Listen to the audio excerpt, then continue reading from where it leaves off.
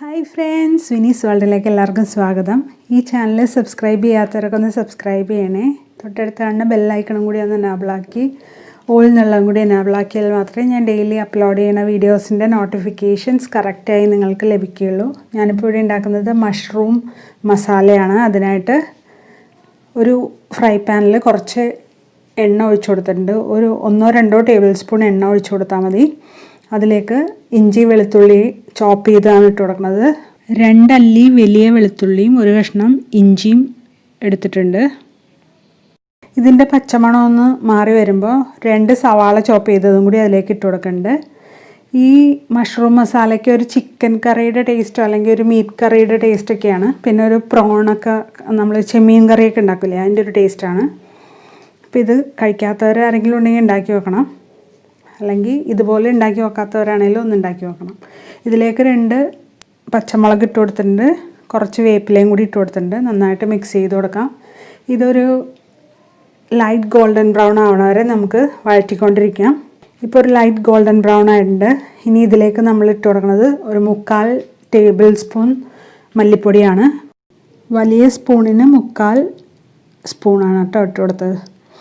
ഇനി 1/4 ടീസ്പൂൺ മഞ്ഞൾപ്പൊടി ഇട്ട് കൊടുക്കാം.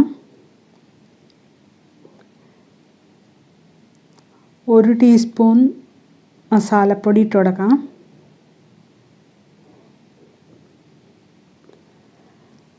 പിന്നെ എരിവിനായിട്ട് 1 ടീസ്പൂൺ മുളക് പൊടിയും കൂടി ഇട്ട് കൊടുക്കാം. ഇനി നന്നായിട്ട് മിക്സ് ചെയ്ത് കൊടുക്കാം കേട്ടോ.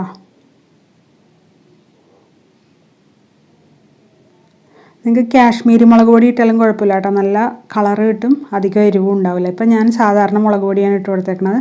അതൊന്ന് സോട്ടായി കഴിഞ്ഞിട്ട് ഞാനിതിലേക്ക് 2 സവാള ചെറുതാക്കി അരിഞ്ഞത് ഇട്ട് കൊടുക്കുന്നുണ്ട്. നന്നായിട്ട് മിക്സാക്കി കൊടുക്കുക. അത് ആ പൊടിയൊന്ന് മൂത്തിട്ട് മാത്രമേ ഇതിട്ട് കൊടുത്താൽ മതി കേട്ടോ, ഒന്ന് നമുക്ക് തുമ്മാൻ വരണ ആ ഒരു അവസ്ഥയില്ല. അപ്പോൾ ഇനി ഇതിലേക്ക് കുറച്ച് ഉപ്പും കൂടി ഇട്ട് കൊടുത്തിട്ടുണ്ട്. നന്നായിട്ടൊന്ന് മിക്സായി വരുമ്പോൾ നമ്മൾ കഴുകി അരിഞ്ഞു വെച്ചേക്കണ കൂണുണ്ട്, അത് ഇട്ട് കൊടുക്കുകയാണ്. എനിക്ക് സാധാരണ കിട്ടുന്നത് കുറച്ച് കട്ടിയുള്ള തരത്തിലുള്ള ചെറിയൊരു കൂണുണ്ടല്ലോ, അതാണ് കിട്ടുന്നത്. ഈ പ്രാവശ്യം കിട്ടിയത് ഇത്തിരി പരന്നിട്ടുള്ള ഒരു തരം ഇല പോലെ ഇരിക്കുന്ന കൂണാണ് കിട്ടിയത്. കട മാറി മേടിച്ചതുകൊണ്ടായിരിക്കും. നന്നായിട്ട് മിക്സ് ചെയ്ത് കൊടുക്കാം നമുക്ക് കേട്ടോ.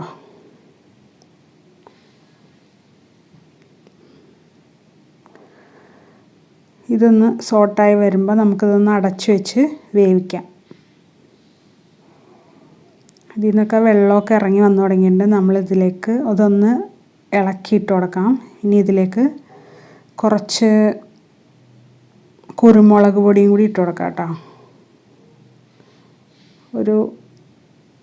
ഒരു ടീസ്പൂൺ ഇടണ്ട, 1/2 ടീസ്പൂൺ ഇട്ടാൽ മതി. നന്നായിട്ട് മിക്സ് ചെയ്ത് കൊടുക്കാം. ഇനി വീണ്ടും ഇതിൽ നിന്ന് വെള്ളം ഇറങ്ങി വരും. അപ്പോൾ നമ്മൾ വെള്ളമൊന്നും ഒഴിച്ചു കൊടുത്തിട്ടില്ല കേട്ടോ. കണ്ടോ, ഇതിൽ നിന്ന് വെള്ളം നന്നായിട്ട് ഇറങ്ങി വന്നിട്ടുണ്ട്. ഞാനിതിലേക്ക് കുറച്ച് ക്യാപ്സിക്കം ഇവിടെ ഇരിക്കണ്ടായി. അപ്പോൾ ഒരു 1/4 ഭാഗം ക്യാപ്സിക്കത്തിൻ്റെ 1/4 ഭാഗവും കൂടി ഇട്ട് കൊടുത്തിട്ടുണ്ട്. ഇത് ഇടണമെന്ന് ഒരാവശ്യമില്ല കേട്ടോ, നമ്മുടെ സാധാരണ പച്ചമുളക് ഇട്ടല്ലോ അത് മതി.